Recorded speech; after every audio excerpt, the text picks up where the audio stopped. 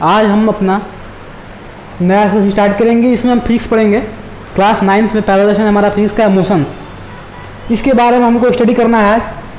तो सबसे पहले हम समझेंगे मोशन होता क्या है। मोशन होता क्या है? मोशन का मतलब होता है गति। गति मतलब मूवमेंट। जैसे कोई एक व्यक्ति है यहाँ, ठीक है, ये व्यक्ति यहाँ से यहाँ गया, यानी कि मान लो कि ये बलिया से बनारस गया, तो इसने क्या किया? मूवमेंट किया, यानी कि इसने क्या किया? मोशन किया। तो मोशन का बेसिक कॉन्सेप्ट यही है कि कोई भी लिविंग ऑब्जेक्ट खुद मोशन करता है, खुद मूवमेंट करता है, या नॉन लिविंग ऑब्जेक्ट को जब कोई लिविंग ऑब्जेक्ट मोशन करवाता है या मूवमेंट करवाता है तो उस प्रोसेस को हम क्या कहते हैं? मोशन कहते हैं। अब मोशन, गति को फिजिक्स में दो पार्ट में डिवाइड किया गया है। एक होता है स्टैटिक्स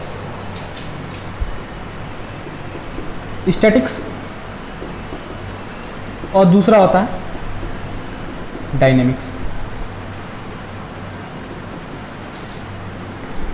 स्टैटिक्स क्या होता है? स्टैटिक्स में हम लोग मोशन, किसी भी ऑब्जेक्ट के रेस्ट के बारे में स्टडी करते हैं। मतलब जैसे किसी भी ऑब्जेक्ट के बारे में हम लोग को डिस्कस करना है तो एट रेस्ट,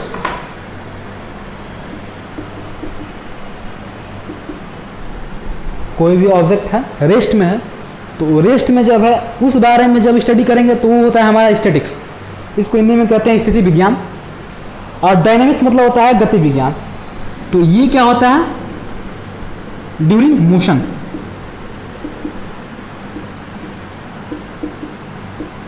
किसी भी ऑब्जेक्ट की जब किसी भी ऑब्जेक्ट का हम लोग स्टडी करते हैं उसके मोशन के दौरान, तो उस फिजिक्स के ब्रांच को हम लोग कहते हैं डायनेमिक्स। तो ये दो ब्रांच है आप लोगों के सामने। मोशन को स्टडी करने के लिए दो ब्रांच बनाए गए हैं।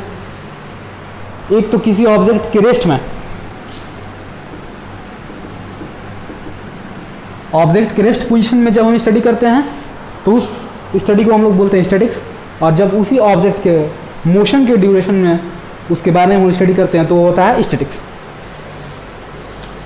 अगला टॉपिक है हमारा point object, rest, motion and reference point.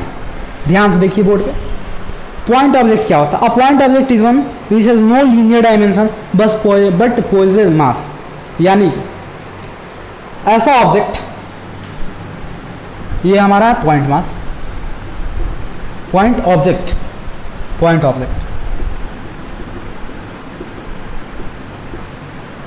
Object होता क्या है?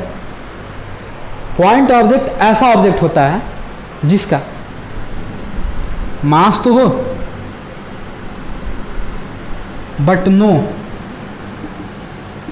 Linear dimension.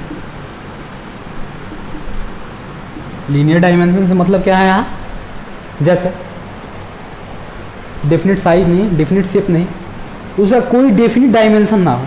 यानी कि डायमेंशन क्या होता है फिजिक्स में? लेंथ, ब्रेथ, जो मेजरिंग पार्ट्स हैं किसी भी ऑब्जेक्ट का, वही होता है क्या? उसका डायमेंशन। तो पॉइंट ऑब्जेक्ट ऐसा ऑब्जेक्ट होता है जिसका मास तो हो लेकिन उसका कोई लीनियर डायमेंशन ना हो। उसके बाद है रेस्ट। क्या होता है? रेस्ट के बारे में हम समझेंगे। रेस्ट और मोशन, ऑब्जेक्ट के मूवमेंट के दो इंपॉर्टेंट पार्ट हैं। ऑब्जेक्ट मूवमेंट्स के दो इंपॉर्टेंट पार्ट, एक होता है रेस्ट और दूसरा होता है मोशन।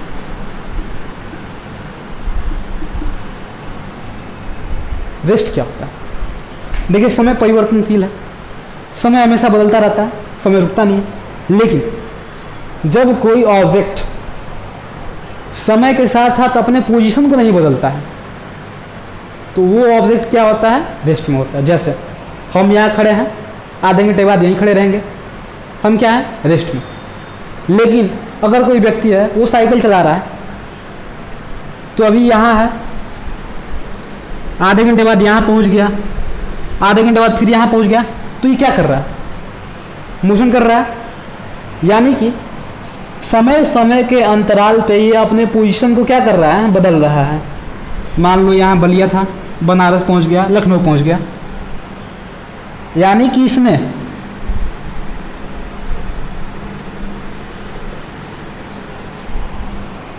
समय अंतरालों के साथ साथ अपने पोजीशन को भी चेंज किया है।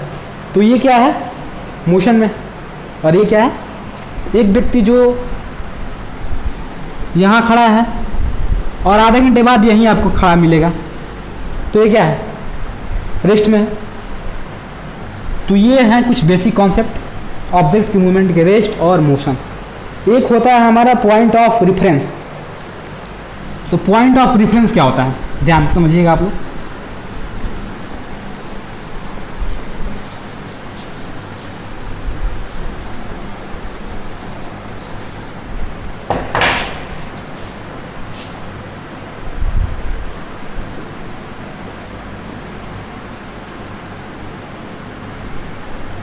पॉइंट ऑफ रेफरेंस यानी कि संदर्भ बिंदु। जैसे ये क्या है? हमारा ओरिजिन है, ठीक है। ये हमारा एक्स एक्सिस है और ये है हमारा वाई एक्सिस, ठीक है। इस पे हमने मान लो टाइम को रिप्रेजेंट किया, इस पे हम लोग पोजीशन को रिप्रेजेंट कर रहे हैं।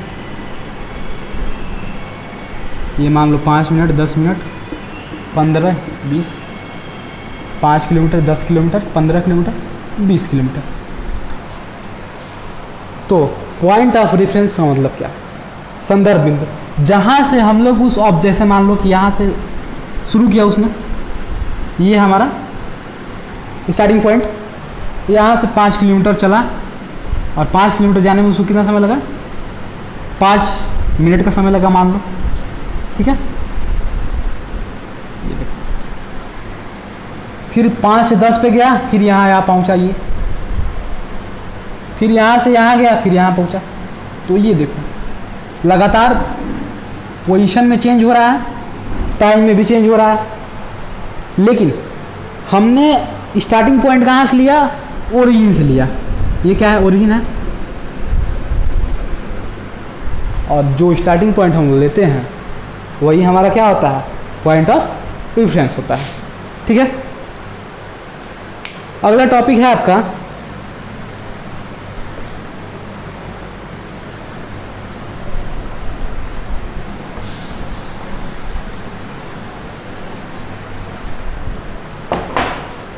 Distance and displacement.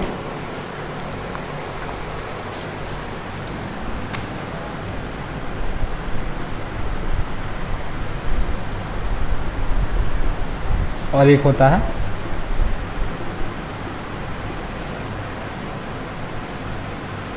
Distance. Distance का मतलब आप लोग जानते हैं, डिस्टेंस मतलब होता है दूरी,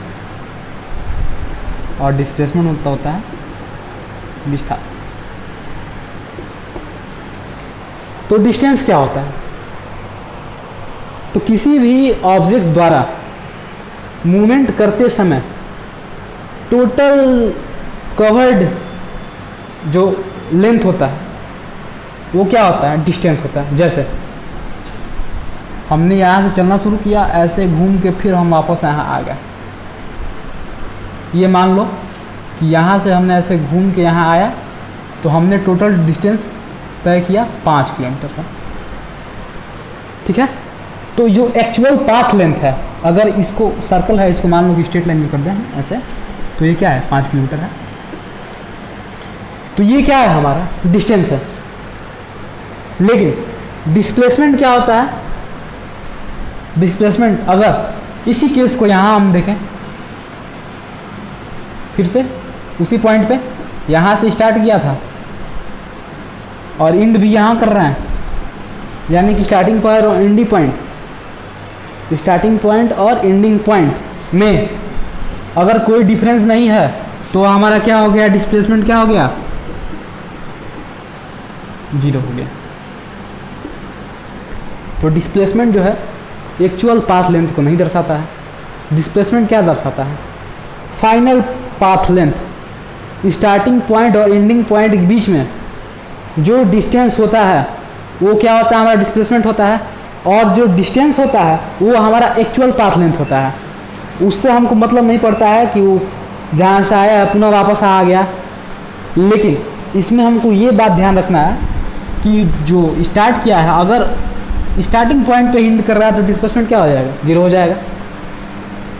तो ये है कुछ distance is defined as the length of the actual path followed by the body between the point which it moves. जैसे ए से शुरू किया था और मान लो कि ए ही पे ख़त्म कर रहा है, तो यहाँ पे डिस्टेंस जो होगा पाथ लेंथ के बराबर होगा। हमको ये मतलब नहीं है कि ए ही से शुरू किया, ए ही पे ख़त्म हो गया, तो इस केस में डिस्प्लेसमेंट 0 हो जाएगा। लेकिन जो डिस्टेंस होगा वो इसके एक्चुअल पाथ लेंथ के बराबर होगा। ये जितना किलोमीटर होगा, जितना मीटर होगा, वो भी जो भी होगा वो इसका क्या होगा? डिस्टेंस होगा। उसके बाद कह रहा है displacement on the other hand defined as the shortest distance between 2 point. Important बात,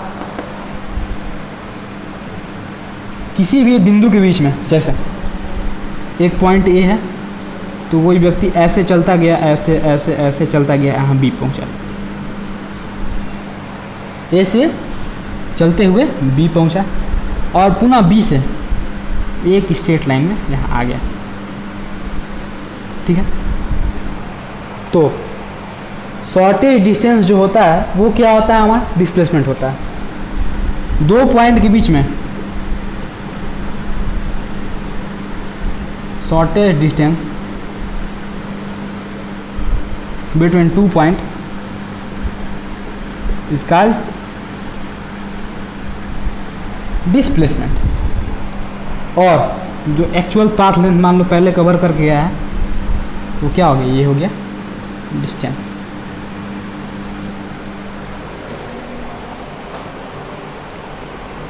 इसके बाद इसमें कुछ टेबल बना के दिया है, इसको आप लोग पढ़ेंगे। डिस्टेंस और डिस्प्लेसमेंट के बारे में लिखा गया है, इसको आप लोग पढ़ लेंगे। हाँ, एक इम्पॉर्टेंट बात इसमें कह रहा है जो डिस्टेंस होगा वो कभी भी हमारा 0 नहीं होगा।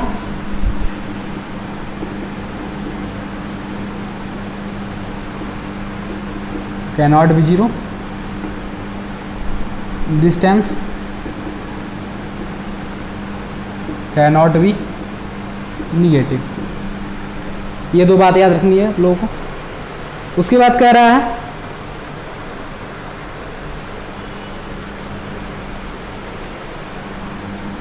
डिस्प्लेसमेंट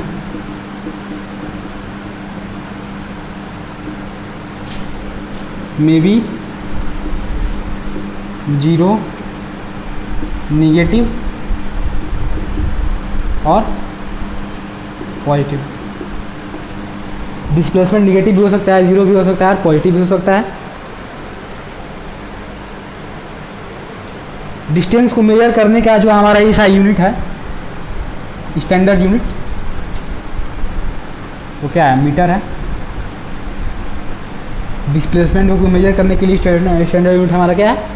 मीटर है। अब अगला जो हमारा टॉपिक है वो है स्पीड एंड वेलोसिटी। इसको आप लोग ध्यान से देखिएगा, बुक में दिया गया है, आप लोग उसको ध्यान से पढ़िएगा एक बार।